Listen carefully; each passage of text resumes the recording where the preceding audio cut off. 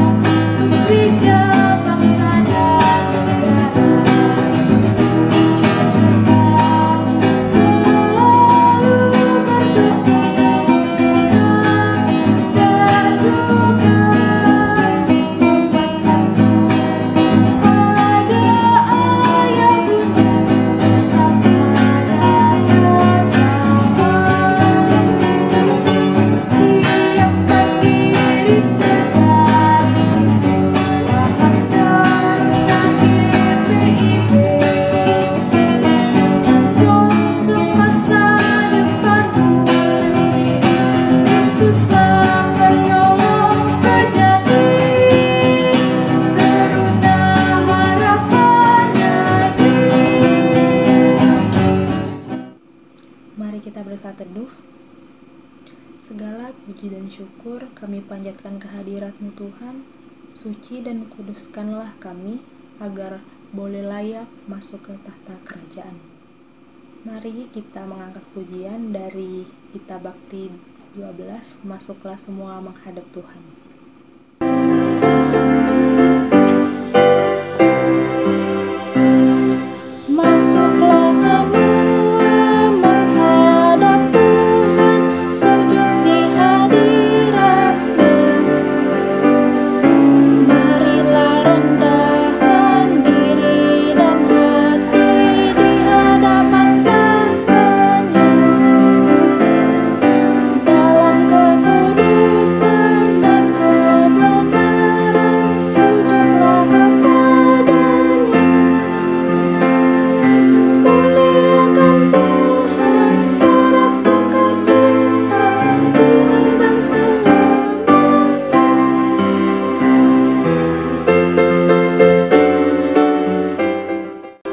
Mari kita bersatu di dalam doa. Ya Tuhan yang bertata dalam kerajaan surga, terima kasih atas segala berkat yang telah Kau berikan kepada kami ya Tuhan, sehingga kami dapat kembali berkumpul bersama untuk mengikuti ibadah hari Minggu Persekutuan Teruna ya Tuhan. Berkatilah ibadah ini dari awal pertengahan hingga akhirnya ya Tuhan, juga berkati nanti pelayan firman yang akan menyampaikan firman-Mu. Ya Tuhan, inilah doa yang kami sampaikan, haleluya, amin. Ya adik-adik, sekarang kita akan membacakan nas pujian yang terambil dari Mazmur pasal yang ke-89 ayat 1 sampai 6. Kakak akan bacain.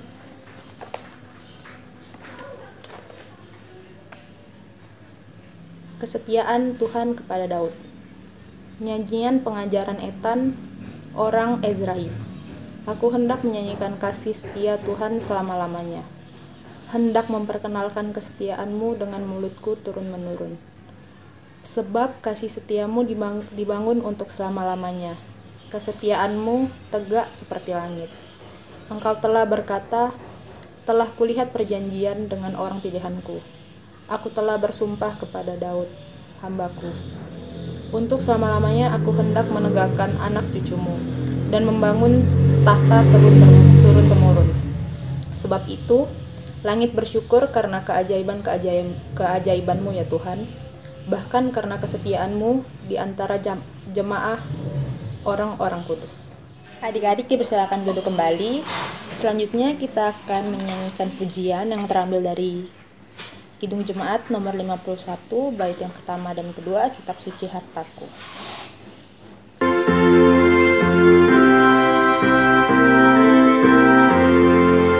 Kitab suci hartaku,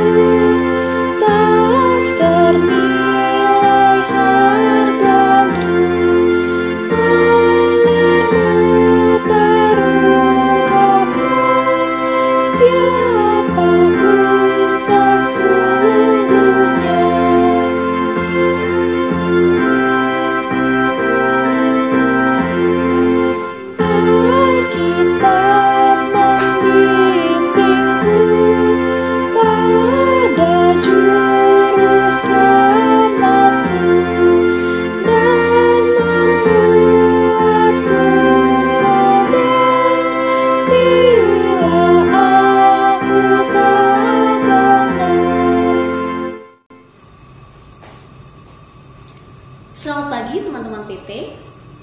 Shalom. Senang ya kita bisa bertemu lagi di HMPT meskipun masih dilaksanakan secara daring atau online. Sebelum kita masuk dalam pelayanan firman Tuhan, kita akan berdoa. Mari kita ambil sikap doa dan berdoa. Tuhan Yesus, kami ucap syukur Tuhan, terima kasih buat pagi hari ini Tuhan. Kau masih memberikan kami Tuhan nafas kehidupan. Kau masih izinkan kami untuk melihat dengan baik, mendengar dengan baik, bahkan kami juga bisa berjalan juga dengan baik. Tuhan sertai setiap teman-teman yang ada di sini, mampukan mereka ya Tuhan yang mengikuti ibadah secara daring untuk bisa mengerti, memahami Tuhan apa yang disampaikan, dan sertai juga Tuhan hamba-Mu menyampaikan firman-Mu, berikan hikmat Tuhan, sehingga apa yang disampaikan hanya seturut dengan kehendak-Mu saja. Terima kasih Tuhan, semoga kami serahkan hanya di dalam nama-Mu saja. Amin. Oke teman-teman, hari ini kita akan belajar dari kitab 1 Yohanes pasal 2 ayat 7 sampai dengan ayat yang ke-17. Judul firman Tuhan hari ini adalah mengasihi dengan benar. Silahkan teman-teman siapkan dulu dari 1 Yohanes pasal 2 ayat 7 sampai dengan ayat yang ke-17 dengan judul firman Tuhan hari ini, mengasihi dengan benar. Namun sebelumnya, mari kita menonton video singkat. Yuk kita nonton sama-sama.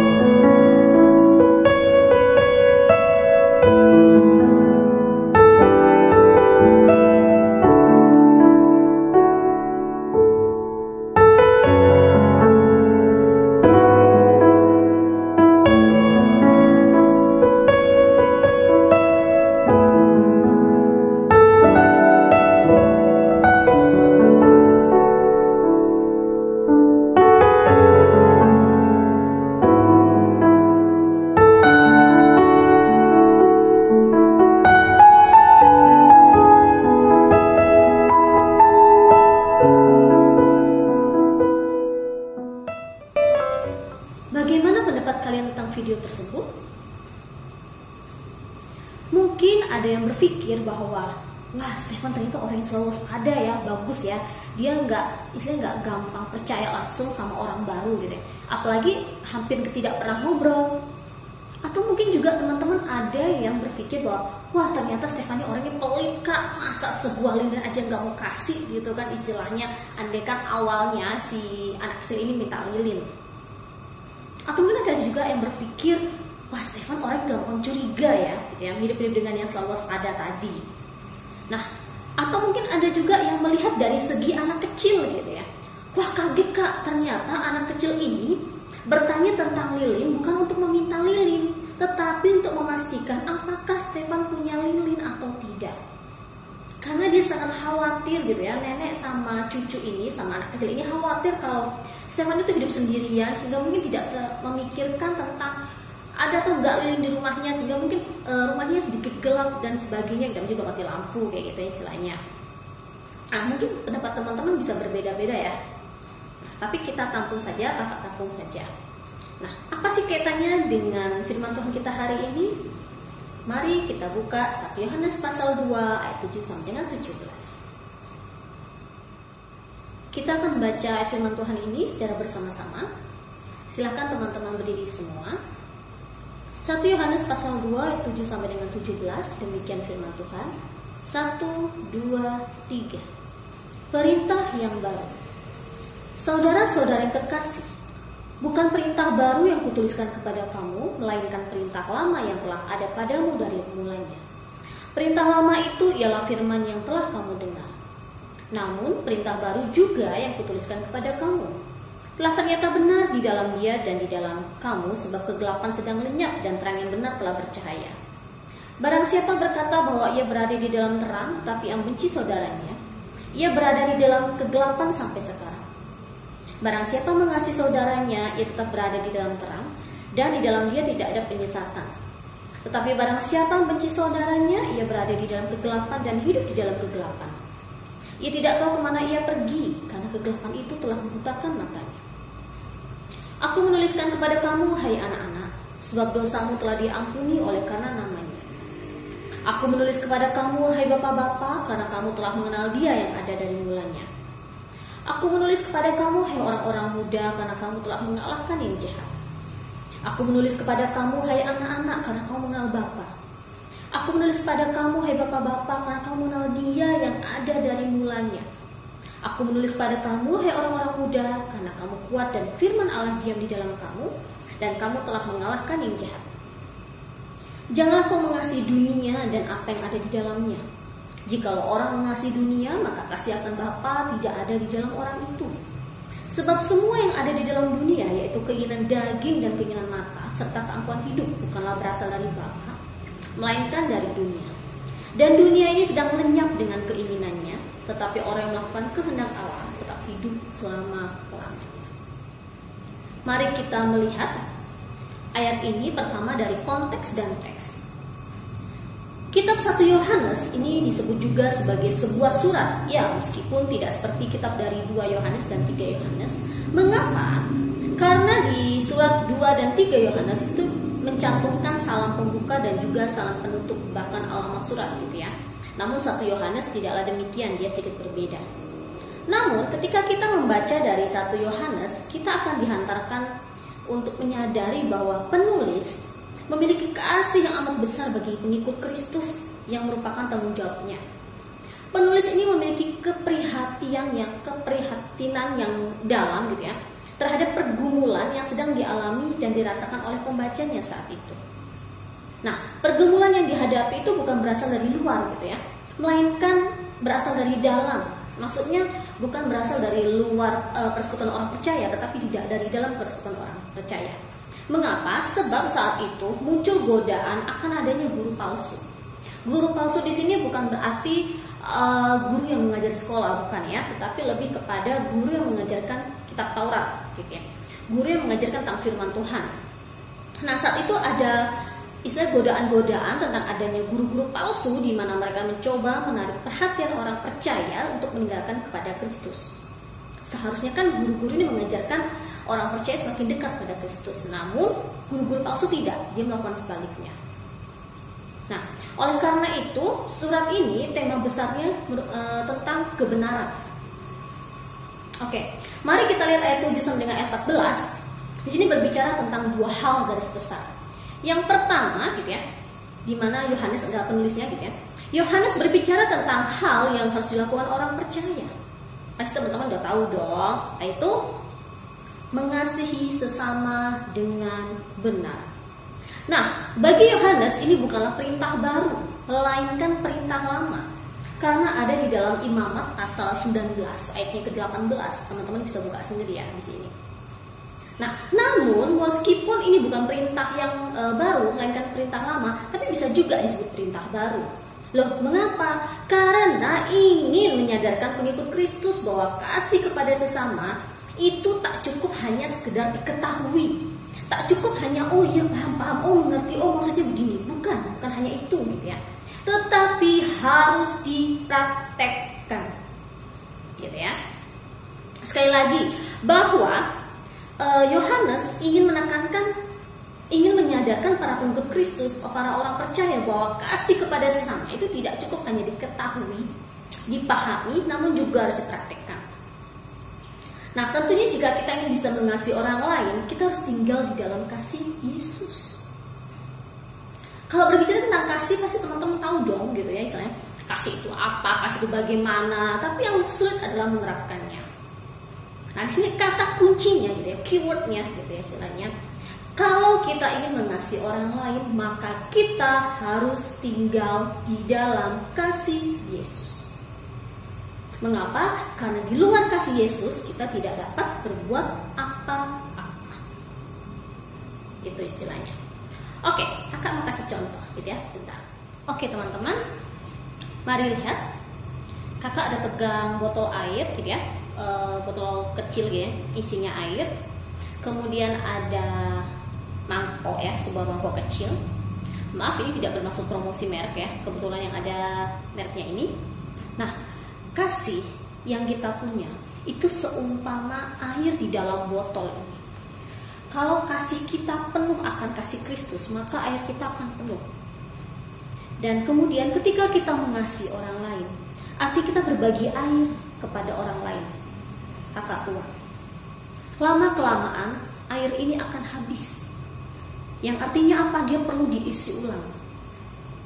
Gitu ya. Begitu juga dengan kasih yang kita miliki. Ya, bukan berarti kasih yang kita miliki bisa habis, bukan. Ketika kita mengasihi orang lain, kita akan mengalami gesekan-gesekan dengan orang lain. Kita akan mengalami sakit hati, kita akan dikecewakan dan sebagainya. Itu seumpama air yang dituang ke dalam mangkok. Sehingga kita butuh air kehidupan, yaitu Yesus Kristus. Dia penuh dengan kasih. Sehingga kita harus isi ulang kepada Tuhan, dan kita bisa berbagi kepada orang lain lagi, dan kita bisa mengasihi orang lain lagi.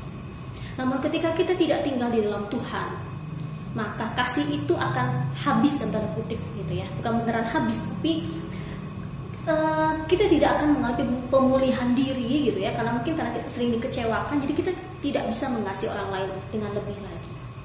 Itulah pentingnya kita tinggal di dalam Yesus.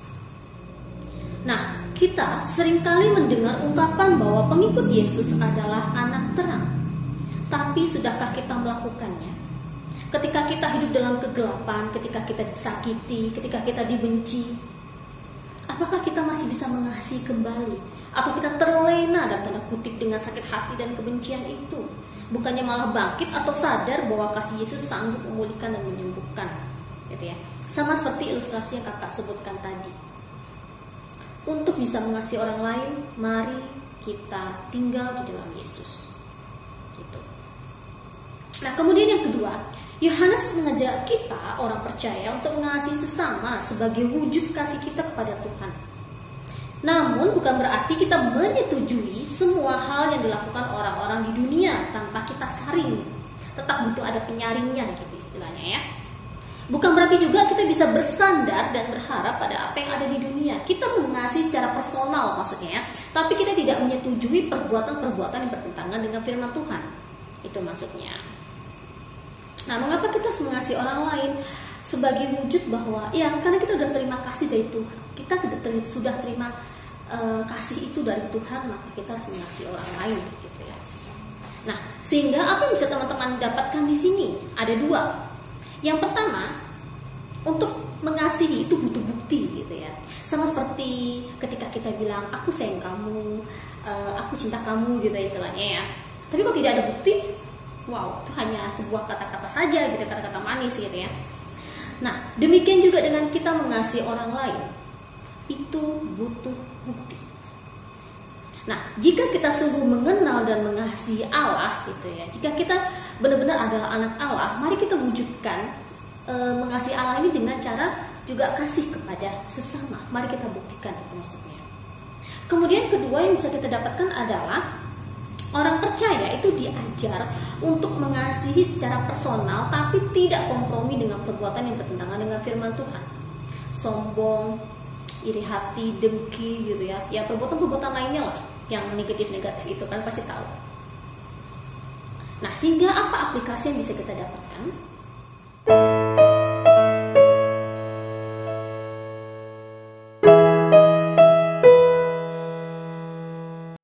Di video tersebut dikatakan, "Come to me, datanglah padaku."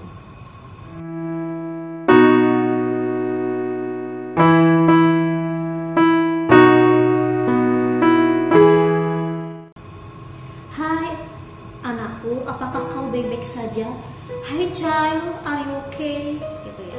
Seperti seorang ayah yang menanyakan kabar anaknya karena melihat anaknya sedang sakit gitu ya, maksudnya sakit secara fisik, mungkin habis jatuh atau habis dipukul dan sebagainya kayak gitu. Dia melihat anaknya penuh dengan memar gitu ya, sama seperti itu, maka Tuhan pun melihat kita seperti anak-anaknya.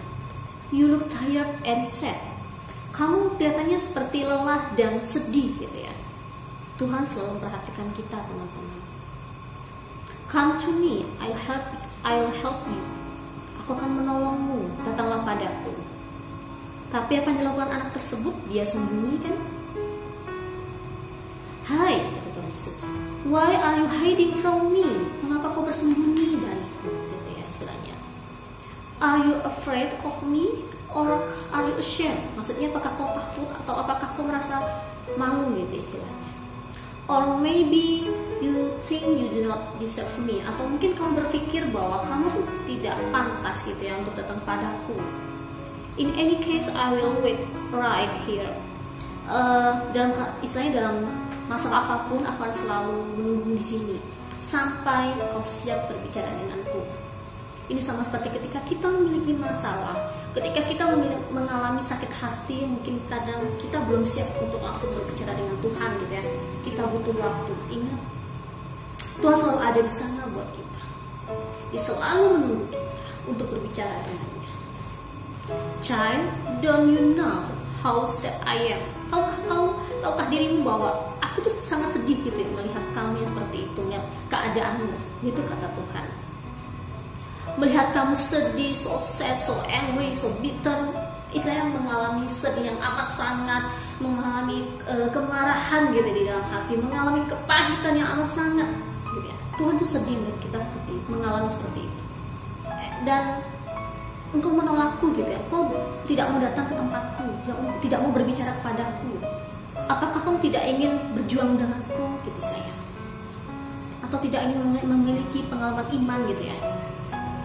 Apakah kamu tidak tahu bahwa aku mengetahui segalanya tentangmu, everything about you, dari kecil sampai hal yang besar, atau dari hal yang besar sampai kecil, Tuhan tahu semuanya. Dosamu, perjuanganmu, sakit hatimu, Dia tahu semuanya. Tuhan tahu segala yang kita rasakan, ketakutan kita, pergumulan kita, Dia tahu. Dia tahu bahwa kita memiliki kadang merasa nggak bisa apa-apa, kadang kita merasa kayak udah nggak tahu lagi mau bagaimana gitu istilahnya.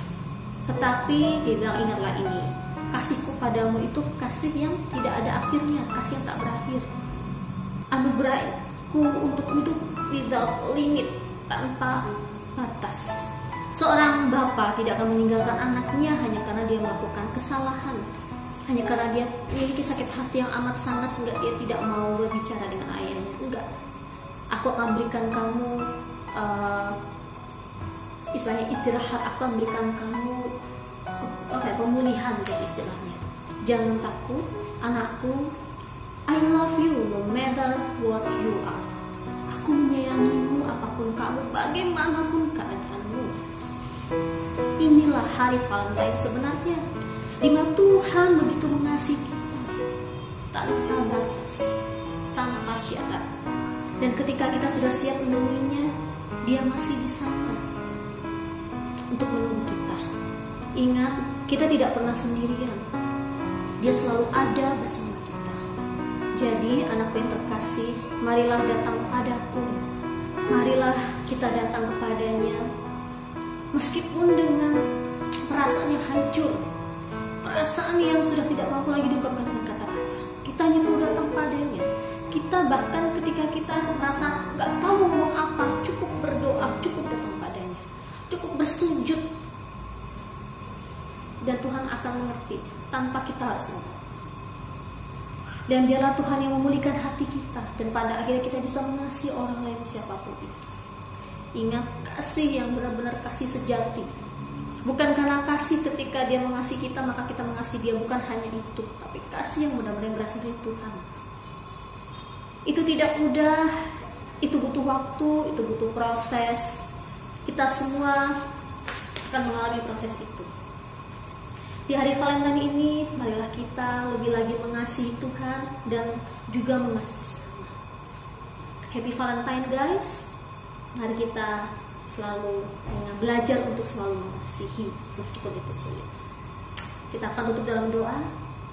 Mari kita berdoa. Tuhan Yesus, kami ucap syukur Tuhan, terima kasih untuk firman-Mu pada pagi hari ini ya Tuhan. Biar kami bisa belajar lebih lagi Tuhan untuk ngasih orang lain. Meskipun begitu banyak tantangan, hambatan, bahkan mungkin untuk mengatakan kami menyayangi orang lain ketika orang lain menyakiti kami itu sangat sulit Tuhan. Namun kami percaya Tuhan bahwa Kau berikan kami kekuatan Tuhan, berikan kami kasih yang berlimpah Tuhan, sehingga kami bisa mengasihi orang lain lebih lagi ya Tuhan. Terima kasih Tuhan, ya anak-anakku, pulihkan hati kami Tuhan. Biarlah kasih-Mu Tuhan nyata di tengah-tengah kami, di tengah-tengah orang-orang sekitar kami Tuhan. Terima kasih Tuhan, semoga bisa kami hanya di dalam nama-Mu saja. Amin. Untuk merespon firman Tuhan, marilah kita bernyanyi dari Gita Bakti 40, Kasih dari Tuhanku.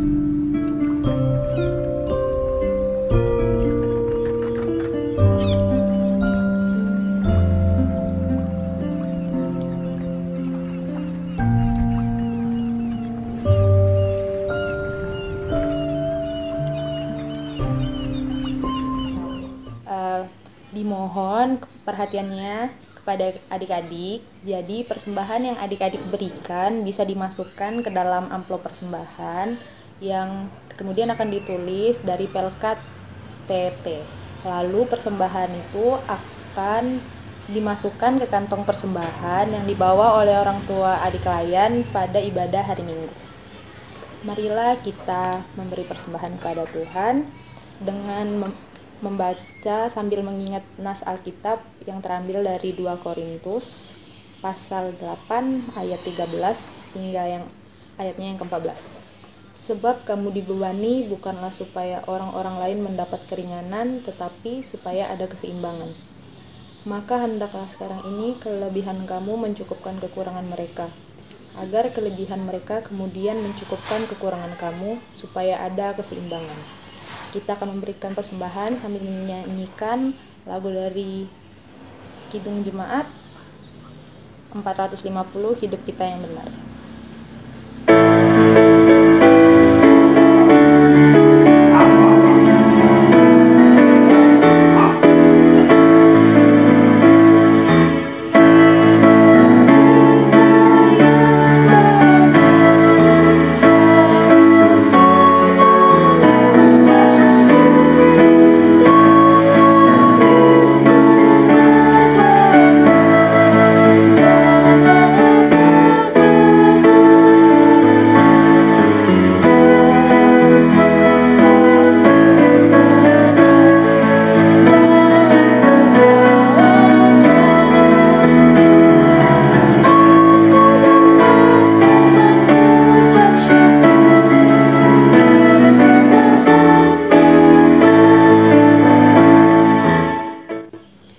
Adik-adik disilakan untuk bangkit berdiri. Kita akan mendoakan persembahan yang telah kita berikan. Mari kita bersatu dalam doa. Ya Tuhan, segala puji dan syukur kami haturkan kehadirat-Mu ya Tuhan, atas segala berkat yang telah Kau berikan. Tuhan, kami telah memberikan persembahan untuk pembangunan rumah-Mu ya Tuhan. Berkati dan kuduskanlah persembahan ini dan tangan-tangan yang memberikannya. Inilah doa yang kami sampaikan. Haleluya. Amin. Warta Persekutuan Teruna. Adik-adik, untuk ibadah Persekutuan Teruna minggu depan akan dilaksanakan pada hari Minggu tanggal 21 Februari 2021 yang akan dilaksanakan secara online atau daring. Terima kasih. Yo, hari ini hari spesial untuk dirimu. Bertambah 1 tahun untuk usiamu, bertambah lagi, bertambah untuk dewasa. Temukan jati diri untuk lebih berarti. Buanglah jauh jalan pikiran anak kecil. Jaga emosi dan juga amarahmu. Patuhi nasihat kedua orang tuamu.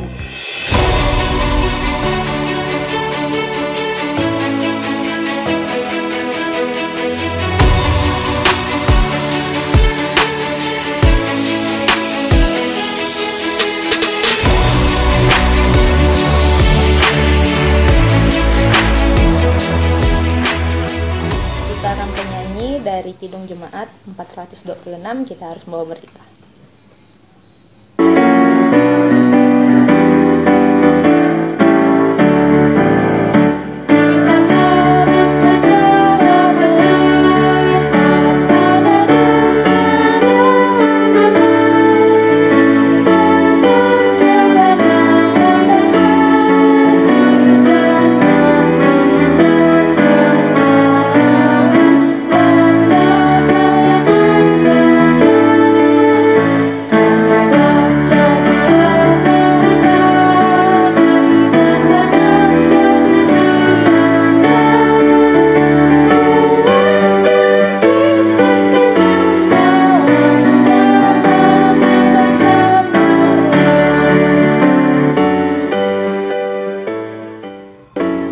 Kita akan mengakhiri ibadah PT pada pagi hari ini. Kami ucap syukur Tuhan, terima kasih Kau boleh pimpin Tuhan ibadah ini dari awal hingga pada akhirnya Tuhan. Biar kami bisa menerapkan kasih ini secara nyata ya Tuhan. Tuhan, inilah hidup kami Tuhan. Kau boleh sertai seminggu ke depan Tuhan, setahun ke depan, bahkan untuk seterusnya. Biar kami bisa menjadi saksi-Mu dan anak-anak-Mu ya Tuhan. Mampukan kami Tuhan untuk menyaring hal-hal yang ada di sekitar kami Tuhan, sehingga kami tidak ikut ke dalam hal-hal yang tidak baik ya Tuhan. Berikan kami hikmat-Mu ya Tuhan dalam setiap langkah hidup kami. Terima kasih Tuhan, semoga kami serahkan hanya di dalam nama-Mu saja. Amin.